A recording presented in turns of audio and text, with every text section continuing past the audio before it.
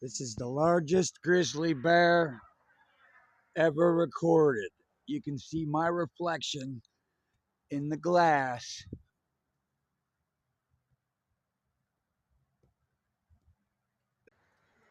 That's the scary part right there.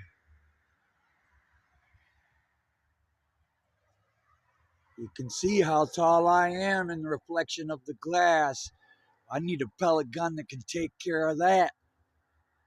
Jim from Texoma Pellets being tacked with AEA.